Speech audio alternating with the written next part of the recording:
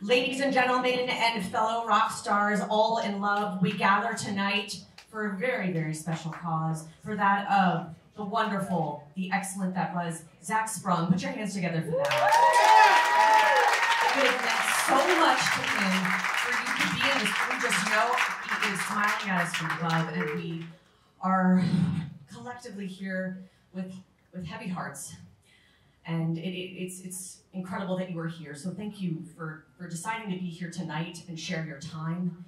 It is also with great honor that I introduce the show by kicking it off with our first. Put your hands together for none other than George Red Speaks.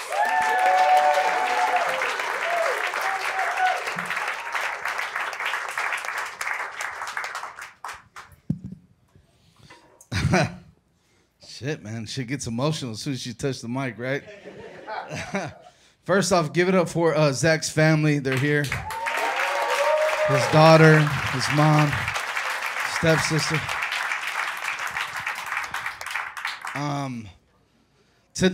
Tonight's not going to be a comedy show. Tonight, we're going to share memories of Zak. And are y'all good with that?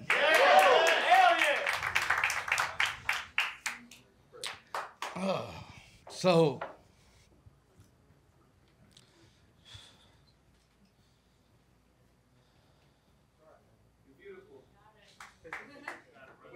calm down.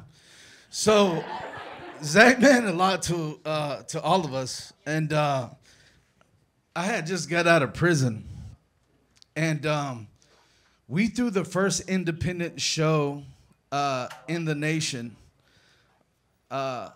in May of 2020, and a friend of ours named JD Poe came up to me and said, "You gotta meet this guy. He's so hilarious. He's like the best of guys." I'm at the bar, and then I was like, "Bring him over." And Zak came over, and he impressed me so much with his personality and with his spirit, and he had me just bawling, laughing at the bar. And then I asked Zak, do you want to host tonight? He was like, "For real, really?" And I was like, "Yeah." And he did. He hosted that night, did an amazing job. Not only that, Zak became my co-host at the George Red Speaks podcast at the Rangers Stadium. He showed up on time. He promoted. He was white. Someone like me needed something like that next to me. You know what I'm saying? Credibility is everything. And not only that, I'm wearing a shirt right now called Comedy Junkie Society. And we started that because it's hard for comedians to lean on other people. You know what I'm saying? A lot of times we find ourselves alone.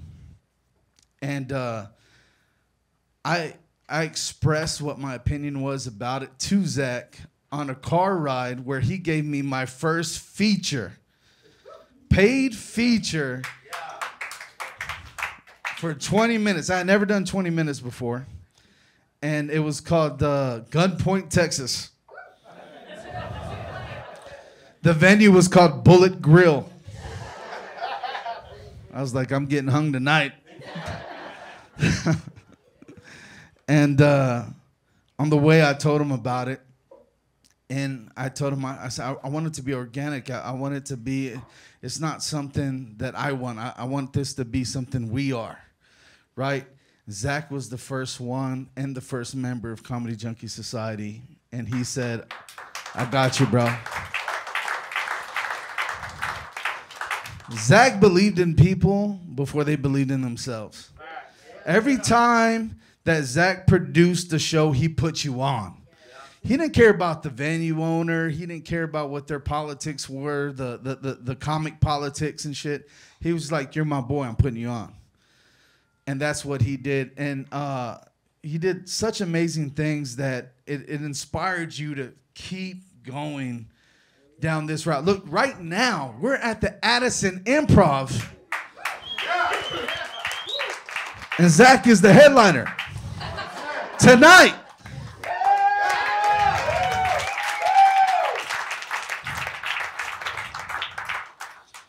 First off, let's give it up for the Addison Improv for letting us host this tonight.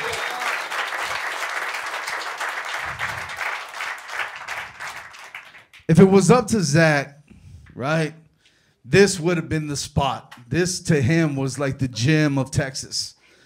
No, for real. And to a lot of us comics here, the Addison Improv, forget about it. This is what it is, right? And they allowed us to come in here and do this. And I just want you to know that Zach meant so much to me and so much to y'all that look at you. Y'all all showed up. Give it up for yourselves. We're raising money for the family. Zach wasn't part of something stupid, okay? He was part of something real. He was part of stand-up comedy. He was a stand-up comedian. Not only a stand-up comedian, he was a producer. He gave opportunity to people. He paid motherfuckers. You know what I'm saying? And tonight, I want to honor my friend and my brother, Zak Sprung.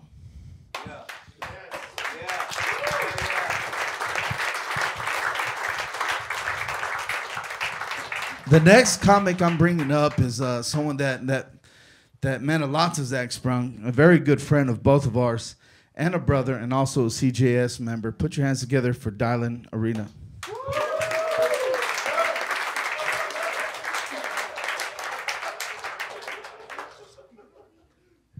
Yes, my name is Dylan. It really is. Guys, I'm not gonna lie to you. I didn't expect my first appearance at the Improv Addison to be in this moment. I promised Zach the last time I talked to him that I was going to get back into comedy. 2 years ago, I went through a really, really nasty divorce and kind of lost my way. And without hesitation, this blue-haired wonder roasted the shit out of me. It's like, you're going through a divorce. You're going to be single again. You're going to live the best life you can. Let me live vicariously through you.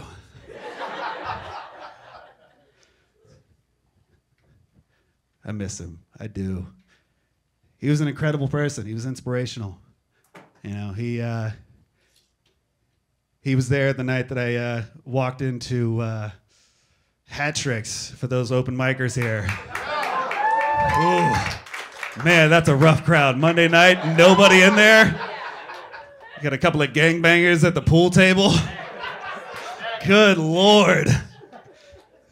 Try to tell some racist jokes there being a white guy. Jesus.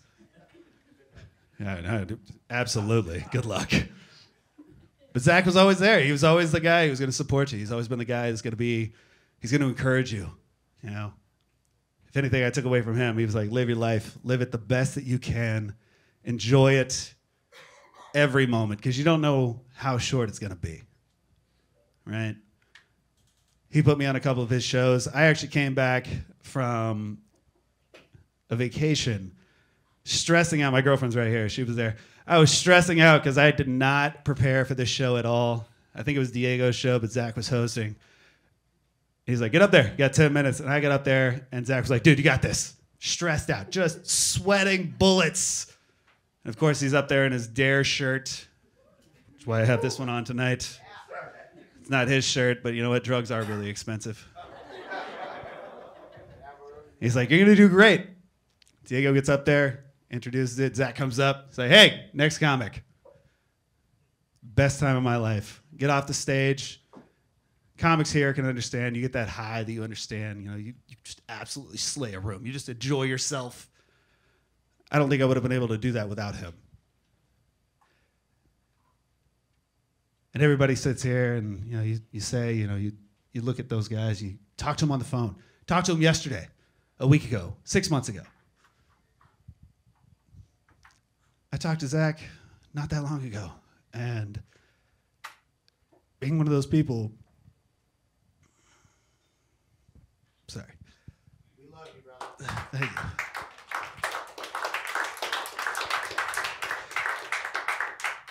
I never thought losing somebody who was so goofy and just so full of zest and full of life and zeal in every analogy you can come up with, I never thought it would affect me the way that it has. I'm standing here on stage in front of you guys and I'm fighting back tears because I want to pick up the phone. I want to talk to him. I want to see him. I want to see his face. I want to see his smile. I want to hear his comedy. I want to hear about all of his dare jokes, as close to dad jokes as they can get without actually being a dad joke. I want to hear all of them. Man. If I can say one thing tonight, I do appreciate that Zak's family is here tonight. I'm a father myself, so I cannot imagine what your family is enduring right now. I cannot imagine the loss of a loved one. I would not wish that pain on anybody, but I do want you to know this. Everybody here tonight is here to support you. We're here. We love you. We want the best for you, your family. We want the best for your future. And I know if Zak was here right now, we all know he's looking down on us. He would hope that we turn this into a roast battle. So, Zak, I love you, but 1987 called, they want their shirt back. All right. Guys, this has been my time. You guys have been amazing. Thank you for being so supportive. Thank you for being here tonight. I want to bring up our next comic. Well, actually, I'm going to bring up our host again. Mr. George Red Speaks. He put this all together. So, guys, put your hands together again for Mr. George Red Speaks.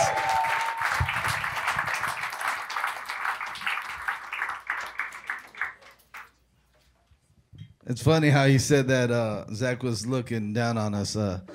His daughter said something really funny earlier. Can I share that with y'all? Do you mind if I share that? You're good? Yeah. So she goes, I know that my dad is looking up to us right now.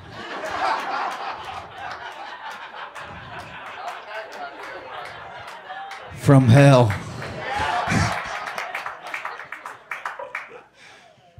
He raised a good girl.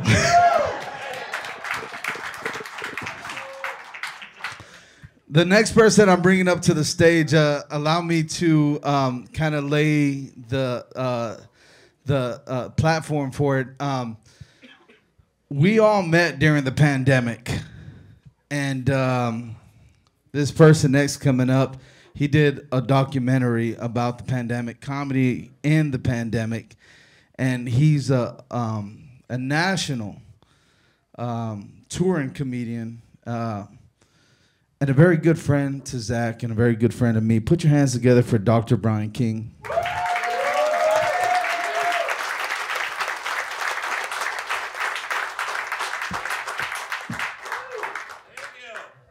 Thank you. Folks, keep it going for George, everybody.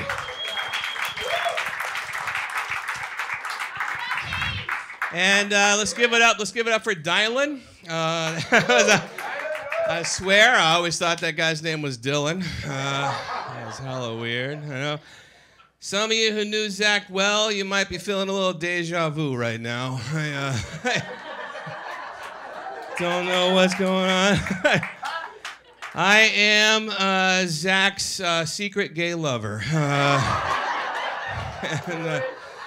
And you know what they say about couples, right? After they spend a lot of time together, they start to look like each other, right? That's pretty much what happened with me and old Zak Attack. Zak in the sack is what I used to call him. Zak taking it from the back. That was why I like to grab that mohawk, ride that little hedgehog, you know what I mean? I'm like, just really get in there and plow that fucking Albuquerque turkey, you know? Just really get in there. I'll be honest with you guys, I didn't think the look would get anybody. I walked in here and I'm fucking seeing all my comic friends and everything. Everybody's looking me in the eye. Nope, not a damn person recognizes I got a different look. I look at George. I'm like, hey, George, how you doing? He's like, oh, hey, man. I'm like, dude, do I always look like this? What the fuck, man? I couldn't find blue hair dye. All right, I had to get red. Maybe that threw you off, George. I don't know. I wasn't sure how I was going to open, either with the secret gay lover bit or the I heard there's an opening at Sprung Comedy Productions bit. I don't know. Either way, I feel like, I got the job. I don't know. I put on this outfit, shaved my hair earlier, shaved this ridiculous mustache. Not that Zach wore it. It looked good. But I'm just saying. I know. Fuck it, let's be honest. He was a tool. No. Totally kidding. Don't make... Zach, I feel like you're looking at me as I make fun of you. I'm gonna turn this around. Nah, he's good. I wasn't sure how it opened, and I did. I shaved all this stuff, and I didn't. I couldn't. I put together this outfit. Right. He wore a lot of Bucky's shirts. A lot of you have the Dare shirts on, but he wore a lot of Bucky's shirts, and I actually bought him a few as I was traveling, because I don't know if you guys have noticed, but outside of Texas, Bucky's is fucking spreading. It's like COVID, man. I mean, it is. It's all over Tennessee and Alabama and Georgia and Florida and a couple. When I first started touring again after the pandemic, I was heading to Florida, and Zach was like, "Hey man, will you pick me up one of those Florida Bucky shirts?" And I said, "Of course." And that's when I found out he and I were the same size. So that's when we started dating, actually, because I feel like you date a guy who's the same size as you, you double your wardrobe. I mean. I put this one on. I felt like it was appropriate. It's from Ennis. The Bucky's in Ennis opened about a week before he booked me at a gig there. Probably the shittiest gig of my career. Absolutely the worst. I mean, let's be honest. They weren't all good shows. But they were shows. Damn it. You know what I mean? We were doing shows during the pandemic, which is, as George said, it's how we all met. I came to Dallas during the pandemic because I was a touring comedian, and I don't know if you heard, but they canceled touring. They were like, "Hey, if you make a living talking in front of people and traveling across the country, fuck you, Dr. Brian King." So I was like, all right, I moved to Texas. I met George. I met Zach. The three of us became really good friends. And I had different relationships with both of them, of course. I don't think the three of us ever really hung out much, but I don't know. Okay, maybe it's the fat guy in me, but me and Zach just had a connection, And I loved him, and I still love him. I feel like Dylan. I'm gonna start crying. And you're always gonna be called Dylan from this point forward. You might as well. That just be your stage name. Now I miss the motherfucker, man. I really do. During the pandemic, I was like, hey, yeah, I used to tour a lot. Now I'm settling in Dallas. We hung out. We got to know each other. And Zach, of course, the hustler that he is, he's like, hey, man, when you go back on the tour, maybe you can take me on the road. And I actually had him booked to go on the road with me in fucking February. You know what I mean? Like this was so shitty. I mean, yeah, somebody's dead, somebody doesn't have a partner, somebody doesn't have a dad, but fuck me, I gotta schedule another comic for a tour. I mean, like, woe is me. I mean, not to take anything away from anybody else's pain, I was just, I've been hurt, I've been affected, and I miss talking to him. We had talked maybe a few days before because we were trying to work out deals for this tour, you know what I mean? It's just a shitty thing to wake up to, obviously. I miss you, Zach. I really do. I miss all the BJs and backstage hand jobs. Those were great. Most importantly, I miss being booked for shows at no audience night. I always thought that seems like a weird theme to me. You know what I mean? Like, why are you gonna have a show with no audience? It seems like audience is kind of part of the show. It's like, hey Brian, how'd you like to headline no audience night at Hyenas? I'm like, fuck yeah, I guess. That's how good my career is. But now he was always supportive. I was remembering. I don't want to get too much time, but I was remembering during the pandemic I did that dumb bullet show that George said, I did this gig, probably the worst gig I've ever done. Somebody was trying to figure out how do we social distance. I know I'm trying, man. How do we social distance and do comedy? And some corporation put together like a drive-in movie theater in Frisco and said on a parking lot, right? And said, hey, are you serious? Were you there? Yeah. Holy fuck! Did you see me there? I had different facial hair. Anyways, it was very poorly attended. It was the shittiest way to do comedy ever. I mean, I'm on a stage. There's like all this noise. You tell a joke, and then there's a delay because it has to broadcast through the radio into people's cars. And then if they like it, they honk. You know what I mean? Dumbest thing ever, man. But Zach came out to support me at that. You know what I mean? Like he was just that kind of guy. He was always there, performing, not performing, and I'll miss him, and I love him. Thank you.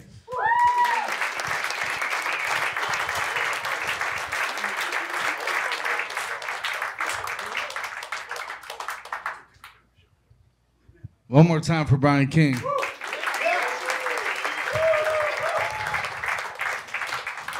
Damn, bro, I'm glad you didn't talk about that threesome we had. Next comic coming to the stage, man. Check it out. Him and Zach were very close. Very good friends, and he put him on a number of shows. Put your hands together for Chris Hopkins.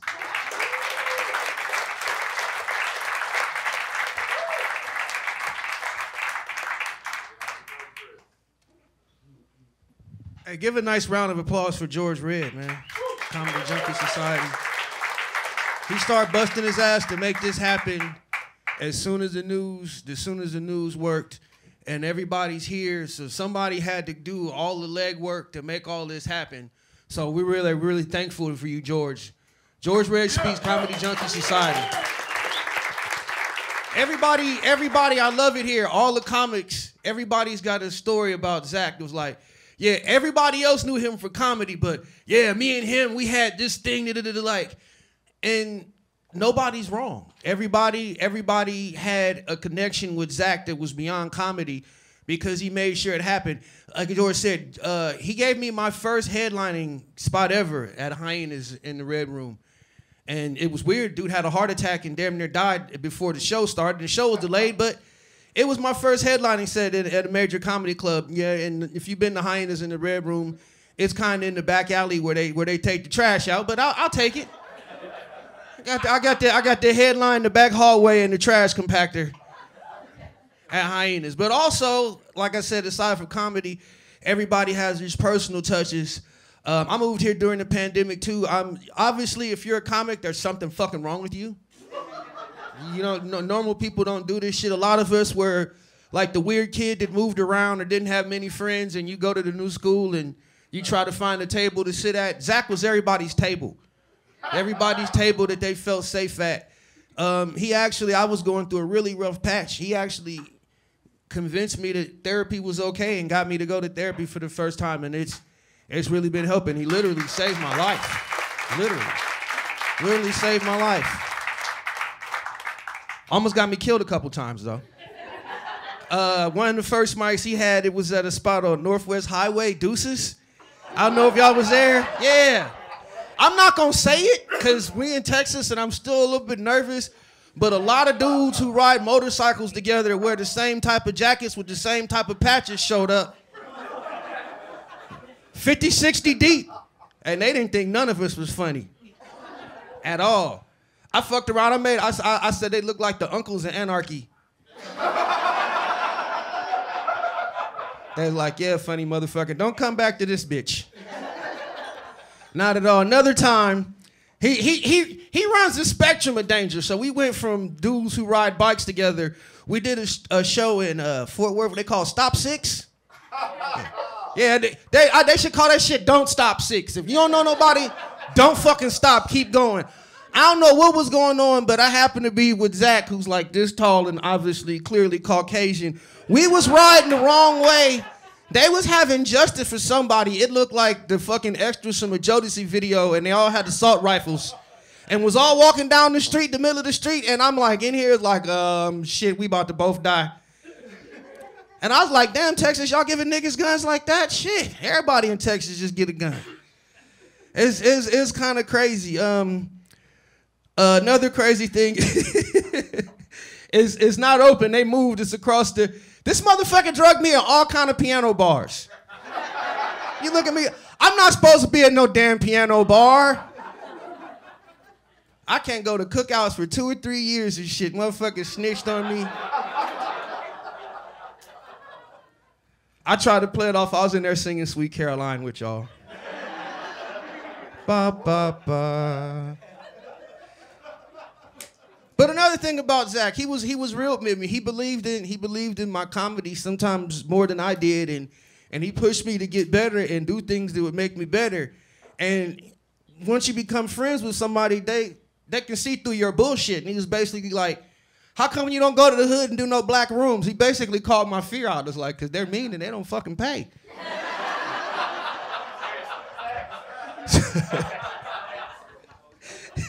So he drugged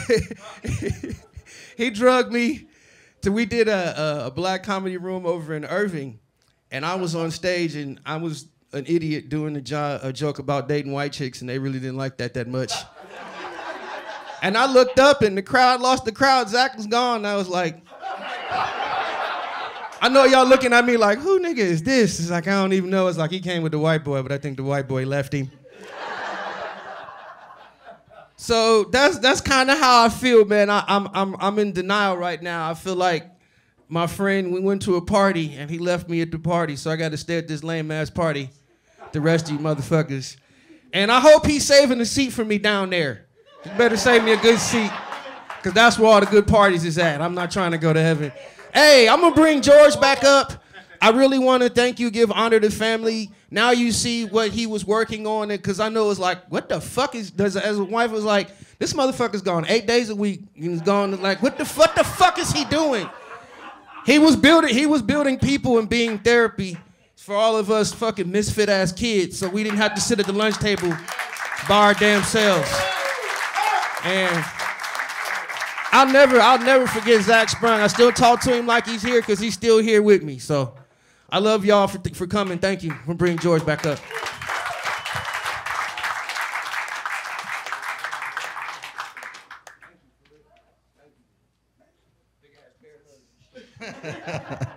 One more time for Chris Hopkins. Next comic coming to the stage, man, another very dear friend and close friend.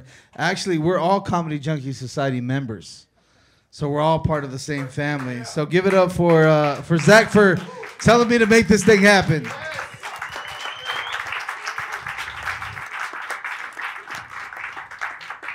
Next comic coming to the stage, a very dear friend of both of ours, and put your hands together for Raphael Sangili.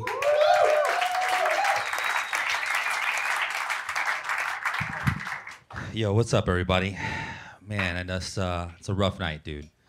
It's a rough night, but I gotta call out Chris. Unfortunately, we all know that Zach's not in hell, because elves don't go to hell, okay? So elves stay up here. And that was the happiest little fucking elf that I've ever met in my life. Dude, seriously, the only thing that guy loved more than terrible shirts and ugly haircuts was comedy and all of us, okay? So he's a great dude, man. It was honestly very sad to see him go, man. It was I was surprised. I literally was just hanging out with him, man, and he was just so excited. He was telling me all about these new opportunities he has. He's doing voiceover work and all that stuff and all these things, man. He was so excited about all this stuff, and he kept coming to me and telling me, "Oh man, I can't believe it's got so much stuff going on. This is amazing." And I was so happy with him. It was infectious. You cannot be around that guy and just not smile, man. He was just one of those people that just brought out just pure happiness in everybody he met, right? And it's unfortunate to see him go, but looking around this room and seeing everybody in here and seeing the impact he's had on all of us, on everyone's career, like Chris is absolutely right. He's your biggest cheerleader, man.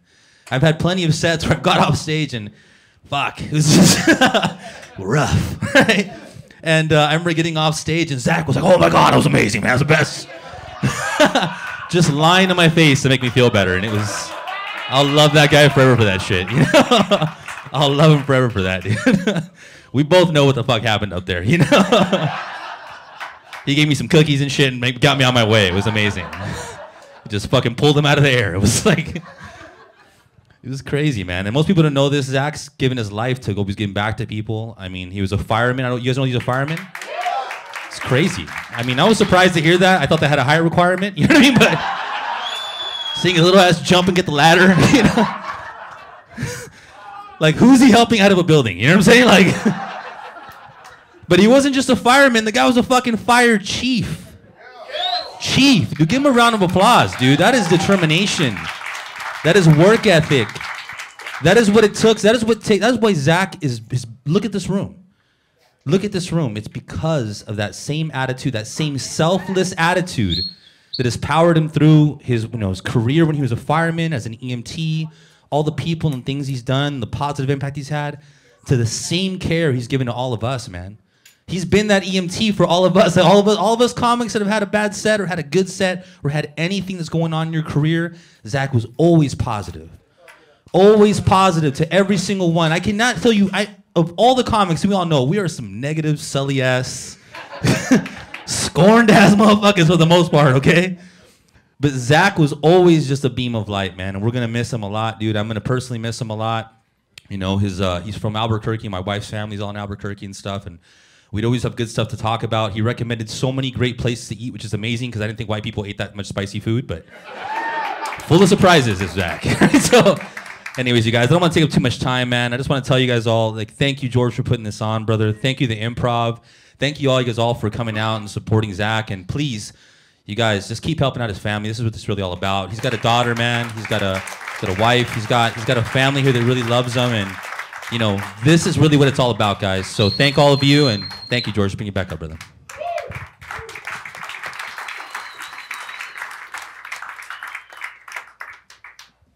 One more time for Rafael Sangili. So many crazy stories that we have, man. And the reason why I lined up these next three comics is because with Rafael, with Mike Zaragoza, with Panda, with Diego, we've done so much stuff when Vatos Chistoso was happening. That was something that Zak loved a lot. So that's why I lined this up exactly the way I wanted it. The next comic coming to the stage, put your hands together for Fernando Panda Checon.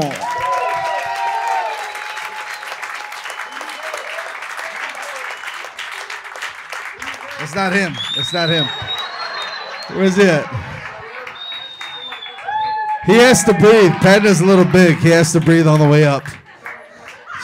Give him 10 seconds. Breathe, bro. Breathe. Breathe. There you go.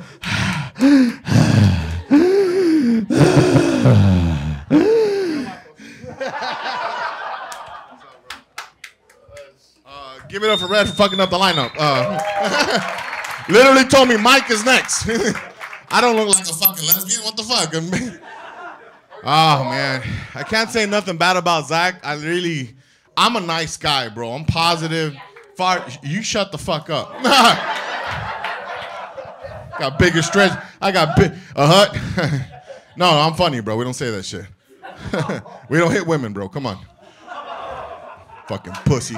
But, no, motherfuckers getting a little too brave these days. You know what I'm saying? You gotta check them. Calm down. You're diabetic. Bro, I just want to let you know, I'm a very positive, uplifting dude. Even when we had our group, shit didn't go out. I don't post shit.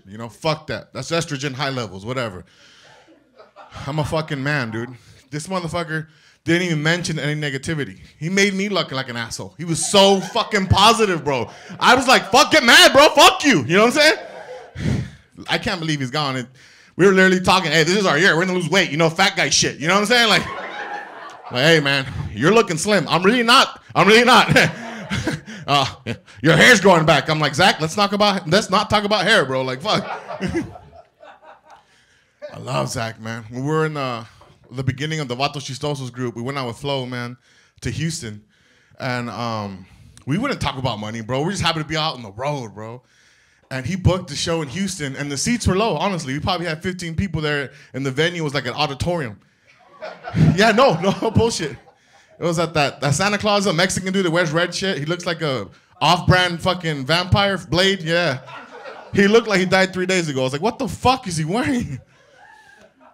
So we had like no tickets sold, you know what I'm saying? And well, bro, I was happy to be on the road. I was probably a comic for a year and 2 days. And then we were just bored.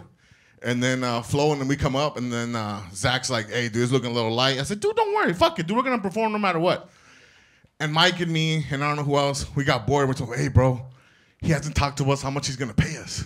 Let's fuck with him. And Flo Hernandez is a big name, bro. He's a local legend. You know what I'm saying? Yes, sir. I was like, hey, Flo, did you tell him how much you're going to pay? You know how that fool is. Look, man, angry motherfucker, man. Always wearing the same fucking outfit in different colors. Why ain't they laughing? Make a new joke, bitch. Okay. I don't give a fuck anymore, Mike. These guys are getting too brave, bro. Getting too fucking brave. We're the new wave, bro. What's he gonna do, bro? Jump up and kick my ankle? You guys are getting too brave, bro. People need to get punched in the mouth here and there just to get checked and humbled. You know what I'm saying? It's okay. I don't believe in violence, but stop acting tough online, bro. Shut the fuck up and be a man. If you're a woman with a dick, fuck it. Suck me off too. You know what I'm saying? I don't care, bro. If you're a comic, you can't take a joke, then get the fuck out of here. I'm born in 84. You know, I jack off and fucking laugh. You know, like I'm like, man, my dick is little. Had nothing to do with the joke. Fuck this ADD. God damn it. And so we go up to Flo, like, hey, Flo, how much are you going to charge him, baby? I don't know. I don't know. Shit. So we tell him, hey, bro, let's tell him it's 500. So we told him, hey, bro, he's going to keep it on the light, Zach. He's going to charge you $500. No, what do you mean? What do you mean? What's the budget? The budget's not covered.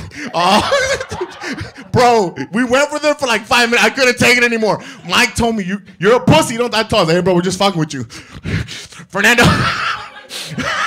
I knew that was a joke. He turned around. He's like, you know, he even took a baby aspirin because he has a baby heart. Nah, real shit. I ain't here to do that much time. Zach, I can't believe you're gone, bro. I love you. This world sucks without you, man. And you're just a beautiful person, bro. Fuck comedy, dog. This shit's fun. You know, I've met a bunch of people in comedy that I love. Some that I don't, right, Mike? Fucking pussy. But, bro, I love you. God bless you. I'm actually, no disrespect to the Improv, I'm putting a show at the Red Room at Hyenas for him. The last Friday of this month. No disrespect, just for him. All the tickets are going to go to him. I'm going to put up my merch, whatever merch I sell, 100% to the family. If you guys want to come out, it's for him, bro. No disrespect to the Improv. I love this club, too. Thank you. God bless, y'all.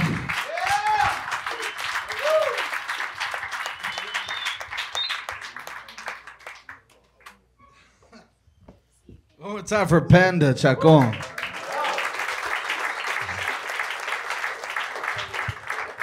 Wow. Okay. There's a little anger there. Y'all good? Did y'all make it through? Take a Xanax. It's going to be okay. This is Addison, right? Y'all get prescribed that shit? All right. Here we go. Next comic coming to the stage, man. Again, like I said, the way the lineup is, we all used to travel together. But the next comic coming to the stage is very special to me, very special to Zak Sprung. Put your hands together for Mike Zaragoza.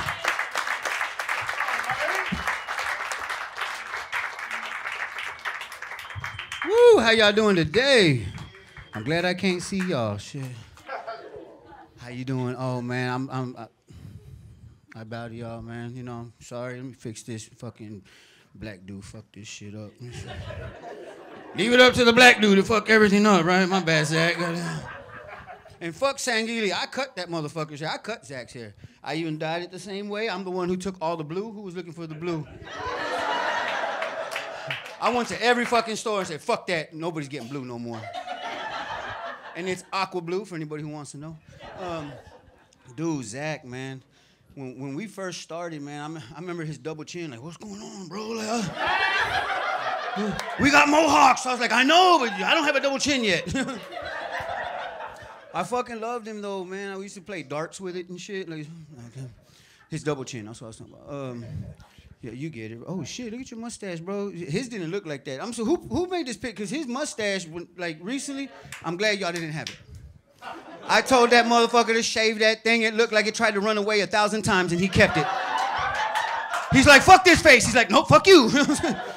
I was like, bro, get rid of that motherfucker. He's like, he ain't going nowhere. Nah, man, but yeah, I'm a barber, bro, so I know a good mustache. I just don't like your smile.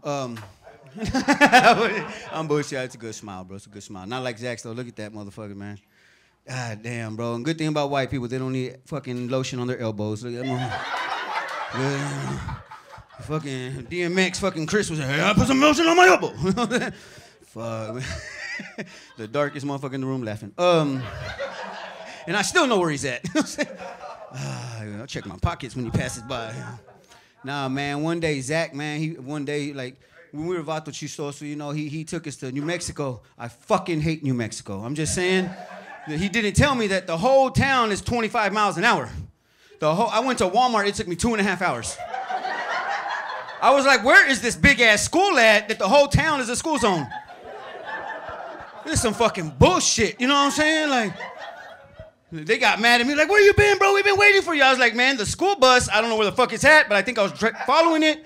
Like, man, and he was saying that smile, too. Like, I got you, fucker. Like, nah, man, big sweaty, man. That motherfucker, it was cold as fuck outside, still sweating, bro. I was like, what the fuck?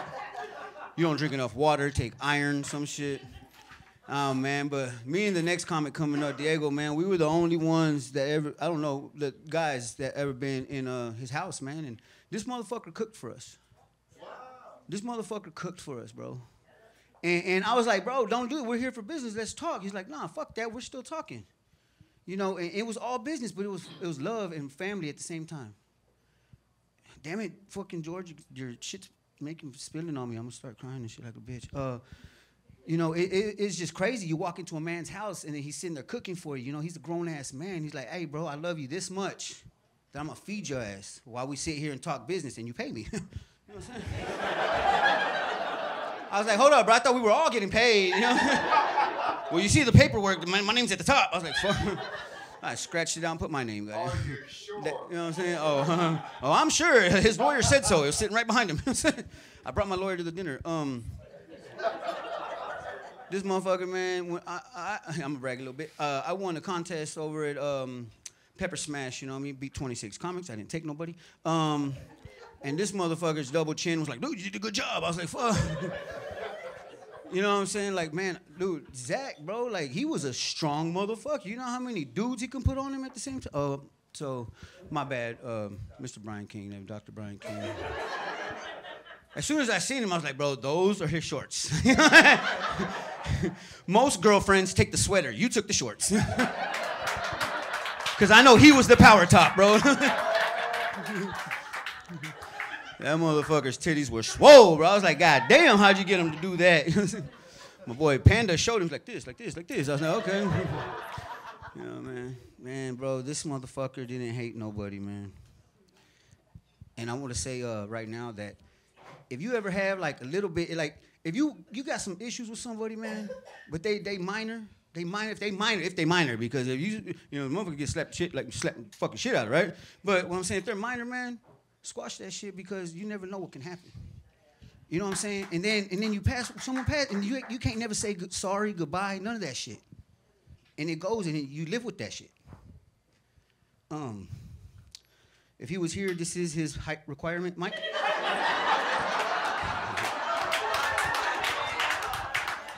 Motherfucker. You know why you never see Bucky or fucking Zach in the same place at the same time? He's Batman. Hey, man, I love every single one of y'all. Appreciate you. Thank you, George.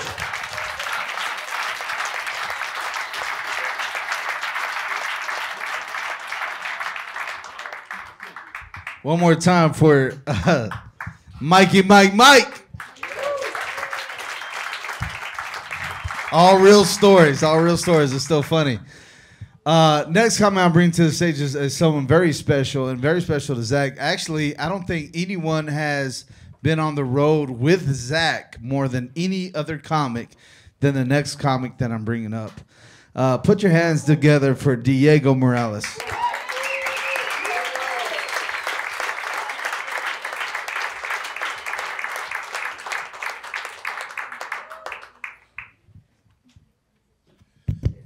How y'all doing? Thank y'all for coming out. Thank y'all for coming out. Shout out to the family. Shout out to the family. I don't know what the big fuss is about though, man. Zach, he's just really at Buc-ee's right now getting a barbecue brisket sandwich and buying a new shirt. Nah, man, I remember Zach, man, his dream was to have his night here at Addison Improv, just like George said. He was like, man, Diego, one day, I'm gonna do it. I'm gonna do anything I can to have my night at Addison Improv. And I was like, man, you seem really worked up, Zach. He's like, I'll do anything. I was like, anything?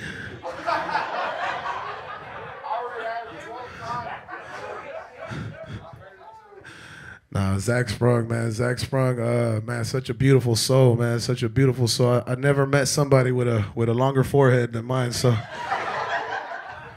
man, me and Zach, man, we spent a lot of time together on the road. Me and him, we became road warriors together. Oh, answer your phone. Is that Zach? His phone had died. He's in line right now, Buck. Is he? I mean, you know how much he loves. He's getting a new shirt right now. So man, every time we had a show, every time Diego, are they looking? I'm like, who? They. He get into his backpack, pull out that fireball. Just watch for me, bro. Look. Hell yeah. He be like, they look. I was like, I don't know, motherfucker, but pass that shit, cause goddamn. Okay.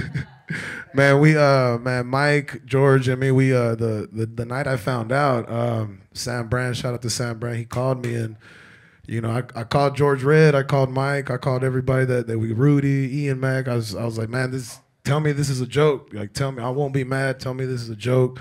And we all hung out and then we went to go drink and then we were ordering fireball shots. And now I know why Zach always had fireball on him, because them shots were expensive as fuck. I was like, we just ordered 6. It's like, goddamn. Yeah, man. Man, I'm sorry. I can't believe I'm here talking about him like this. It's crazy, man. Like, he was the man, man. He was the greatest person, the most honorable man I've ever met. Like, you know, like real talk. And I took Zach with the Vatos back in the day.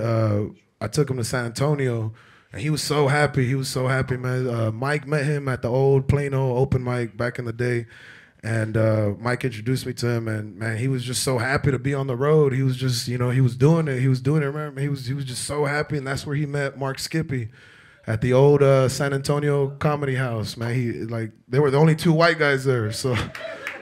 Right, like they were there. That's how they kicked it out. We're over there fucking playing like fucking Uno and shit, doing cocaine, and they were over there just being white boys and shit, you know, balancing their checkbooks and shit.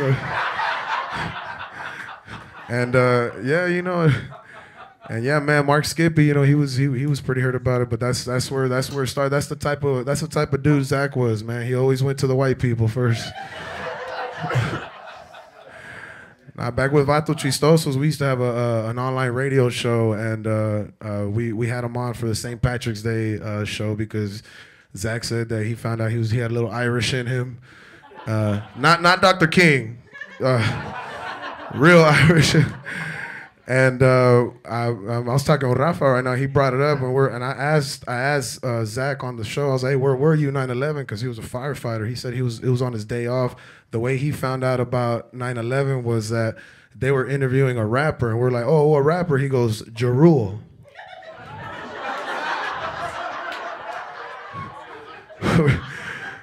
It's Ja Rule. No, it's Ja Rule.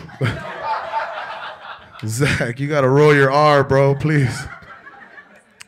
But man, Zach was the greatest host ever, man. He brought fire to the stage every time he hosted. He was the most in entertainment tonight. Man, I could say it right now. In show business, Zak Sprung was the most square business.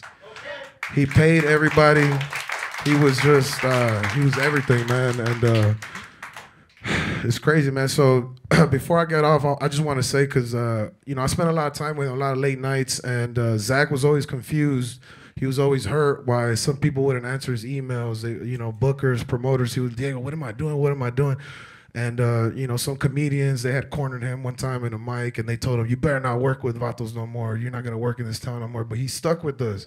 He stuck with us. And, to all those people that made him feel like that, I just wanted to say that you better show him love. You better show him love right now because back then, when you hurt his feelings, he showed you no hate. He showed you no hate because that's the man he was. That's who Zak Sprung was. Regardless of what you said about him, he didn't fuck around with drama or anything like that. He was fucking Zak Sprung, el gringo chistoso, and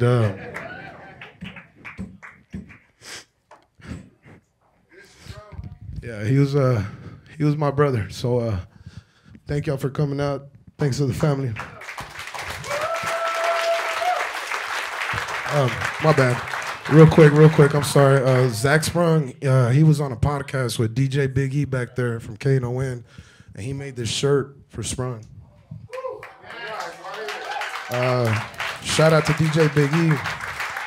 They had a show coming up in February, and DJ Big E reached out to me, and he said, let's do something for him, and we will. So thank y'all for coming out, man. Appreciate y'all.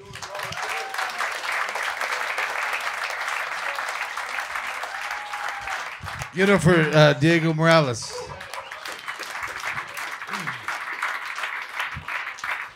The next person I'm bringing to the stage is someone that is not a comic, is actually one of Zak Sprung's best friends outside of comedy, and I think it would be very beneficial for all of us to understand him out of there, and he has such a beautiful story.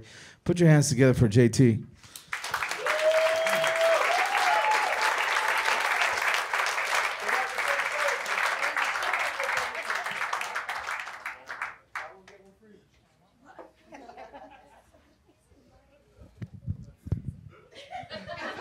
I'm not a comic.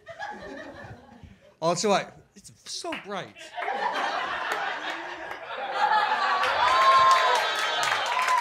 Thank you.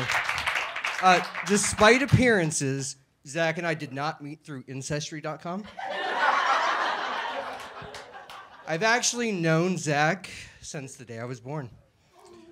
So Zach's mom is here. Hi, Susan. So his mom and my mom lived next door to each other, and the antics started from the crib. If I can, I see a timer, but I don't really care about timers because I'm actually the boss at my work, so I don't really care. I want to do what I need to do. I want to get through what I need to get through. Thank you for turning the timer. I appreciate that. See, you ask and it comes. This is amazing. So first off, I do want to thank George and all the other comics. You guys are amazing. Thank you. From our family, I'm going to say our family, to his comic family. This is so amazing.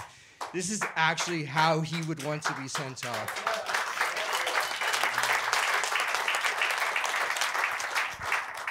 So for the comics in the room, you knew him for the 5 years of comedy. The rest of us got to know him for the 34 years before that, where he was a pure comedian. Including, I'm gonna trip? Okay. I still remember, and you don't remember much when you were young, but I still remember him egging me on and us having a peeing contest off of a couch.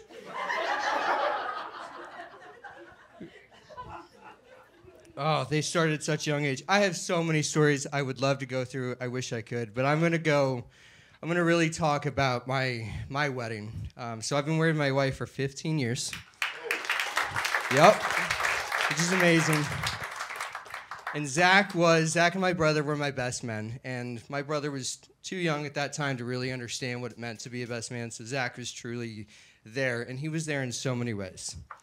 So first, the night before, he comes out, he flies in that night, like, for the rehearsal dinner.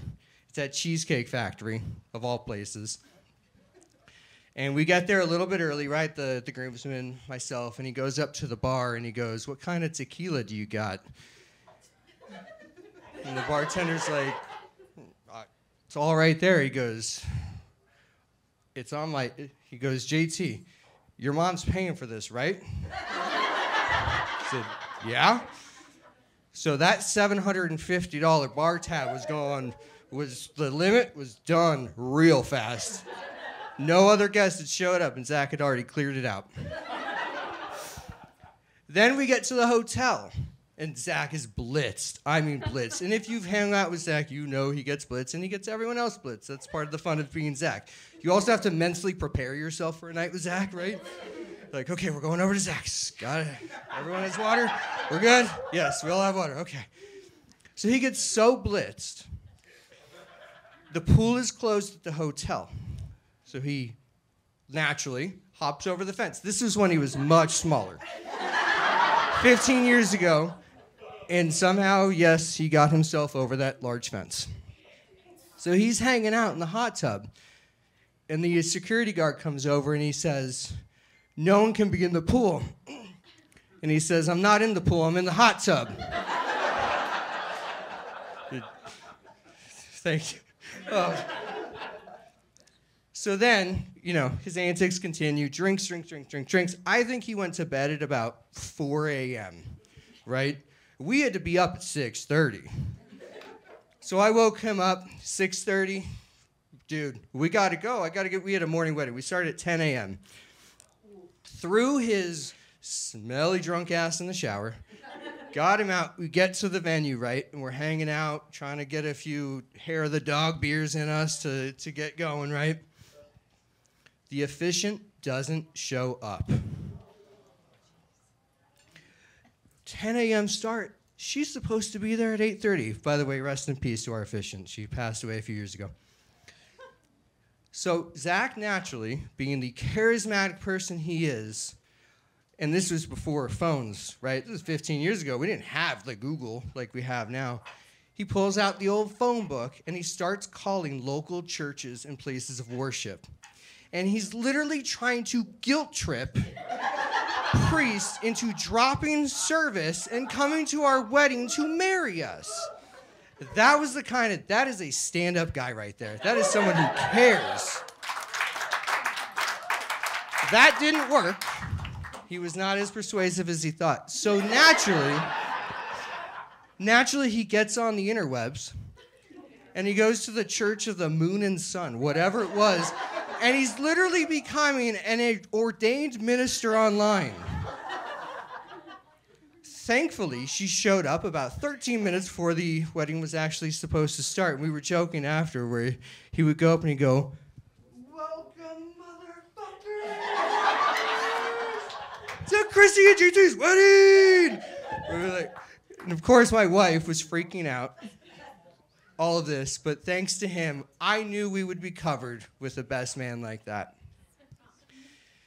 And I do want to shift over slightly.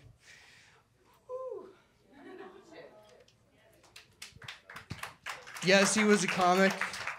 He was a friend. He was my brother, Nate. He was your brother, Chris. He was your brother.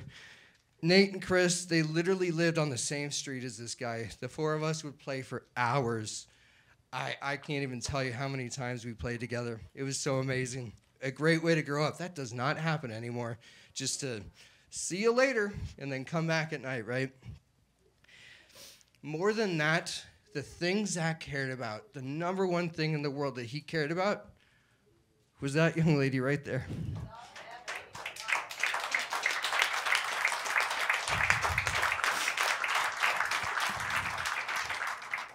And Noelle, I know you have a dad. You still have a dad.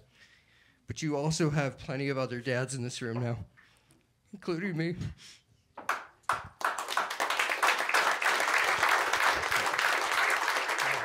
And clearly I'm not a comedian because I do not know how to wrap up, so I'm going to bring George to the stage.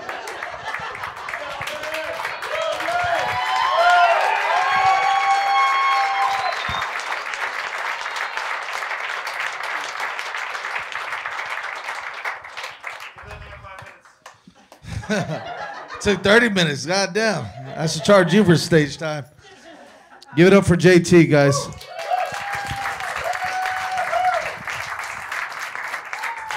I want to mention something that is so important to me, and I think it should be important to us comedians, and then y'all that are kind of on the outside.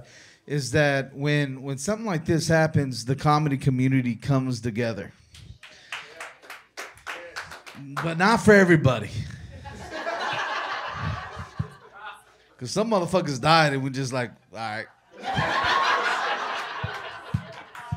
But we did that for Zak, man. Give it up for Zak and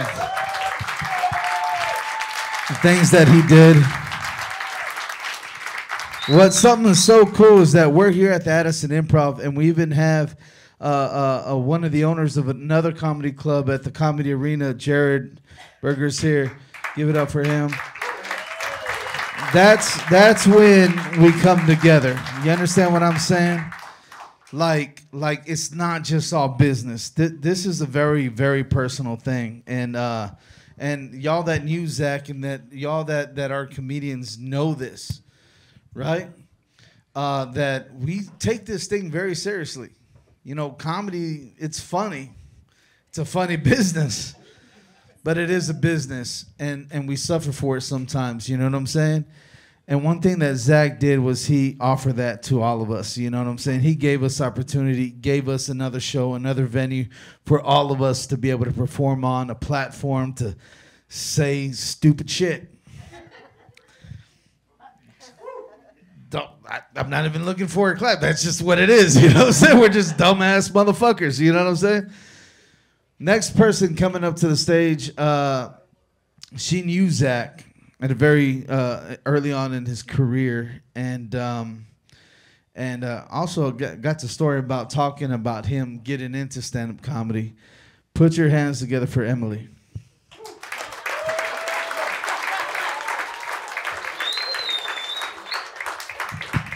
Wow, I have to follow the fucking, like, childhood best friend. I wasn't even gonna come out. Honestly, I've taken, like, a pretty big break from stand-up. I met Zak very early. I had a kid. I went to college. I moved to Austin. You know, I met him when I was 18 years old, like a lifetime ago to me. And, see, this is why I didn't want to do it. I knew I was gonna cry, man, because, like, you know, like I said, really early on, I'll start off with I met him at Hat Tricks, his very first set, and I used to have this, like, weird saying, like, save the best for last, so I always went last, and when Miles Francis, he's here tonight, he was hosting the mic, he was like, yeah, someone wants to go after you. I'm like, who the fuck wants to go after me? Me? And then, you know, so you have to watch, right? And I watched, and he had this great bit about his daughter being dyslexic, right? And I'm dyslexic, and so after I was like, hey man, you know, I really liked your bit, like I loved your energy, and he was like, yeah, you know, I'm just kind of trying it out. I'm like, no man, like this, like you need to do this, because like there aren't most comics like try to come up here and, you know, kind of be like assholes about it, and just didn't bring like that energy that he really had, and I was so glad to see that he started to pursue it more. Well, it's funny because back in 2019, I had totaled my car, and everyone knows Dallas is like a driving city. You can't do anything unless you have a car. And Zak was like, hey, you know, like we're already going to all the same mics, like let's just carpool. And so for 4 months, luckily he lived in Carrollton and my parents lived in Richardson. He would come pick me up pretty much every single night, like around like probably like starting as early as like 5 o'clock in the evening, and we'd be out till like 2 o'clock in the morning. And that's like really crazy for someone to be like that generous, because before Zak, like not many comics were around that were that generous, and really still there aren't.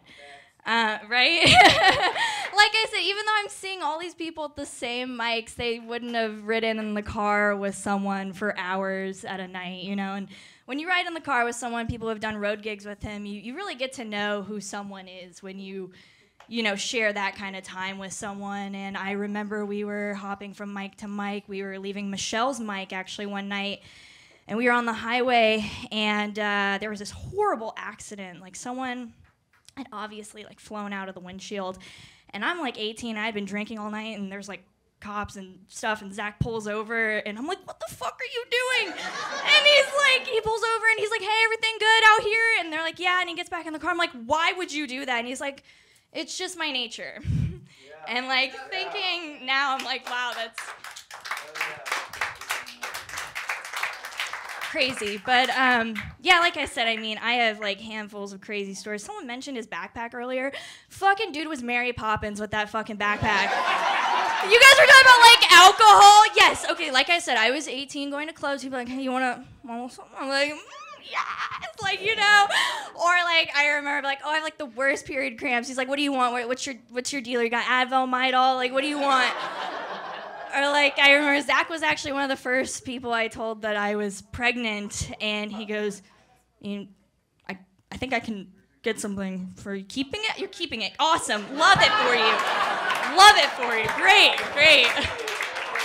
I only have about a minute left, so I'll just say one also funny story. So like I said, Zach was, like you guys said, like the nicest, like, oh, and he was just like a like go with everything type of person.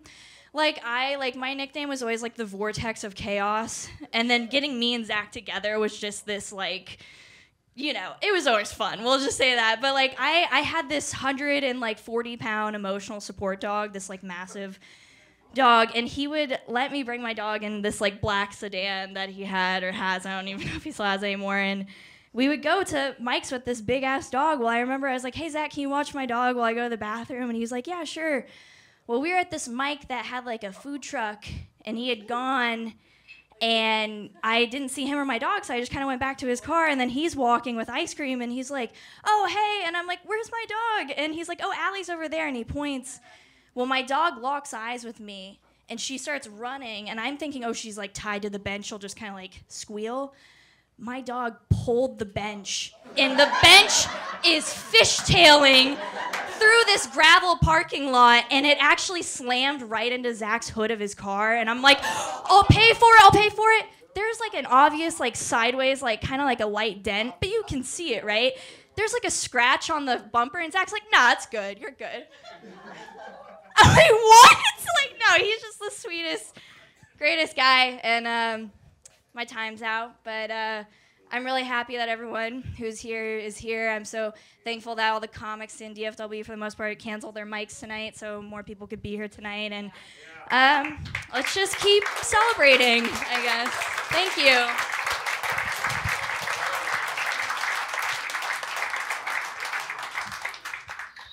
One more time for Emily.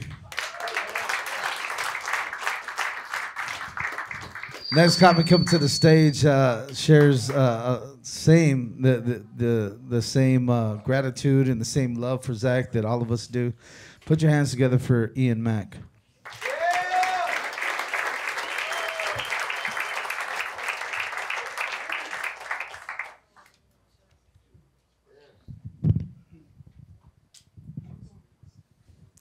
I'd ask how you're all doing, but yeah. God. My car broke down on the way here. Yeah. The irony is the person I would have called for that is this motherfucker. But like the camaraderie in this scene, man, somebody picked me up on their way here, went out of their way to pick me up and brought me here, and I'm really grateful. Thanks, Amy. Yeah.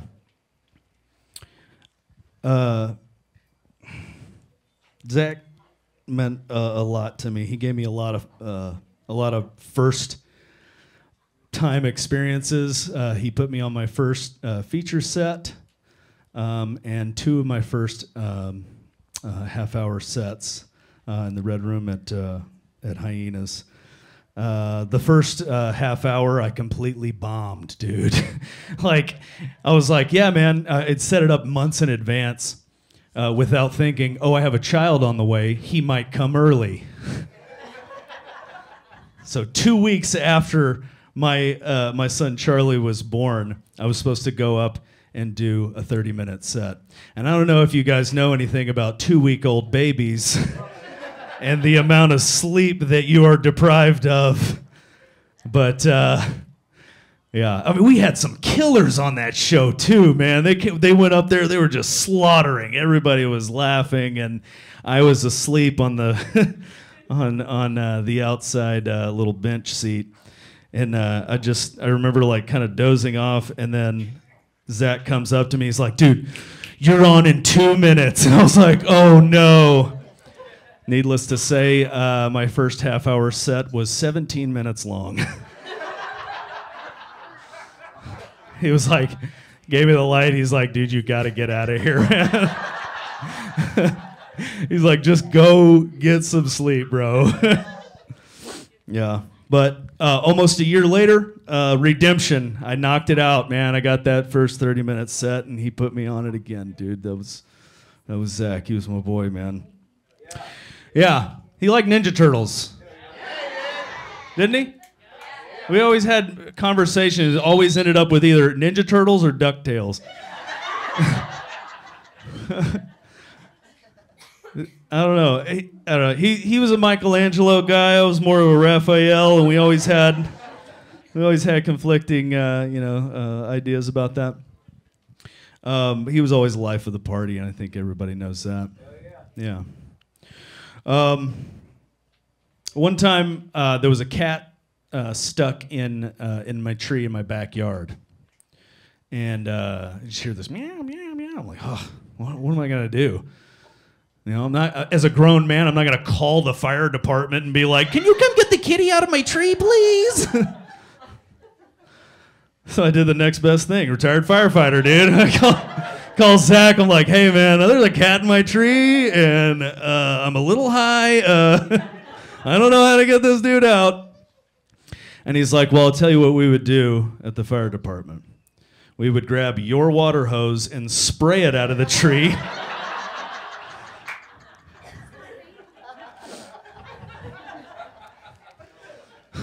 Or you can just walk away. I was like, well, I'm not going to leave the cat up there. And then he said the words that I'll never forget. He said, how many cat skeletons have you seen in trees?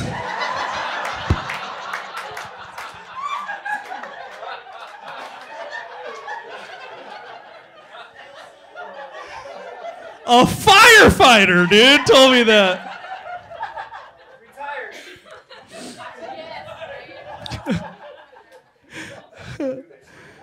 Oh. God, never forget that. You guys mess around with DuckTales? All right. It was one thing that we always kind of went back to, and that's one character who was both in Darkwing Duck and DuckTales, and his name's Launchpad McQuack. And his claim to fame is being the best pilot, but he could crash any kind of plane that existed, right? There's this one episode, and he's going down, and he doesn't have a parachute, and he's like, what do I do? It's like, flap your wings, you're a duck, dude. He crashes in the water, and he's like, help, help. It's like, have you ever seen a duck drown? They're made for that.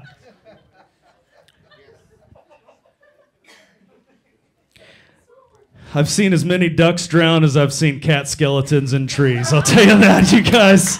Y'all give it up for Zak Sprung, man. I love that, man.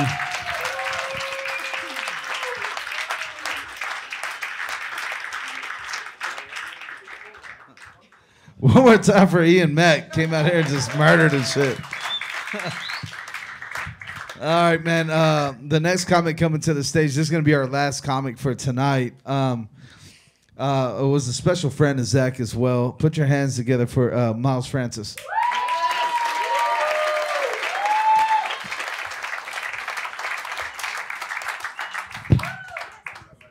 Hey, what's going on, guys?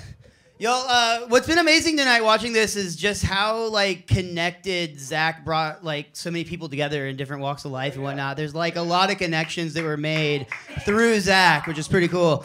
Ian and I bonded last St. Patrick's Day on the worst show that we've ever done, booked by Zak Sprung, that we still talk about to this day, all the time. He also brought up the Ninja Turtles, which is actually my first memory of Zach. It's the reason I wore this shirt tonight. Zach was actually a guest on my podcast when we talked about the Teenage Mutant Ninja Turtles. We started comedy around the same time. I was hosting at Hat Tricks. He was there. They used to be known for giving away free pizza, but the shittiest pizza you've ever had in your life. You spent a lot of time in the bathroom paying for that pizza after, but it's a busy night and the pizza's not coming out, and I'm trying to hold people off or whatever, and I walk off, and one of the first things I ever remember Zach saying to me was, "Forgiveness is divine, but never pay full price for late pizza. I instantly knew we were gonna be friends, y'all. And about 3/4 of the room are obviously nerds like Zach and I were. For those of you that are like, what the fuck is happening right now?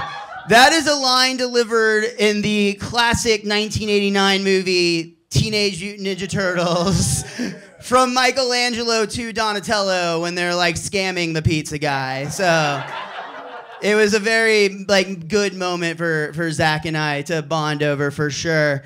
I'm gonna tell one quick story and then give it back to George. But again, I used to host Hat Tricks, which was like known for being the shittiest mic in all of Texas, probably. It was bad, dude. Dude, thank you. So that's kind of my point. All right, so did anybody happen to be there the night that Hat Tricks got raided?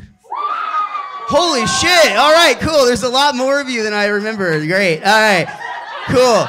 So one thing you need to know at the start of the story is that Hat Tricks always had drugs addict. That wasn't a comedy night special. That was 7 days a week, everyone in the room, there's drugs there constantly. But on this particular night, it's open mic comedy night, we're literally like just telling bad jokes and getting high in the patio.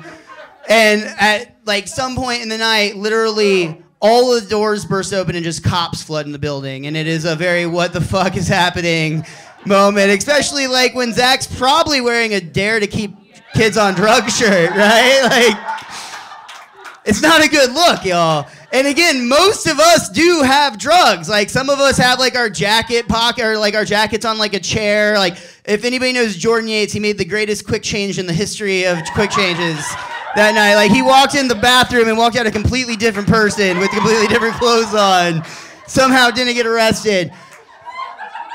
But Zach, dude, Zach actually like kind of like put like a block. It was almost like watching like a basketball pick or something because he put himself in the line of fire to be frisked down by these cops, which he was. And he does not have anything on him. And that's why there are so many reasons that we all share tonight to love Zach. But I am always gonna love Zach most because he kept his drugs in the car. Guys, that's it. Bring George back up here.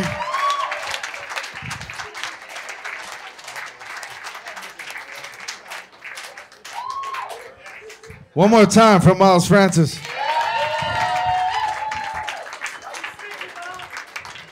Did y'all have a good night tonight?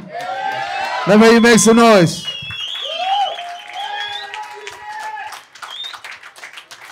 Give it up for the Improv for allowing us to do this tonight. Give it up for Zak's family. And all the speakers tonight. I'm going to ask one favor. I want all the speakers that spoke tonight to come on stage. And other comics that didn't get to speak on stage, especially you, JT. Get up here.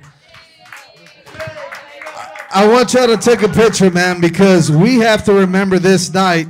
Zach, look around you right now. Look around you, man. No one was this important, man. This motherfucker was important, man. Everyone give it up for the headliner for tonight, Zak Sprung, my brother.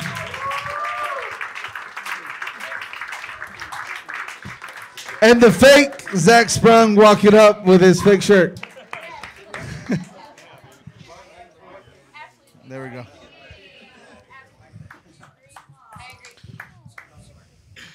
Hold it.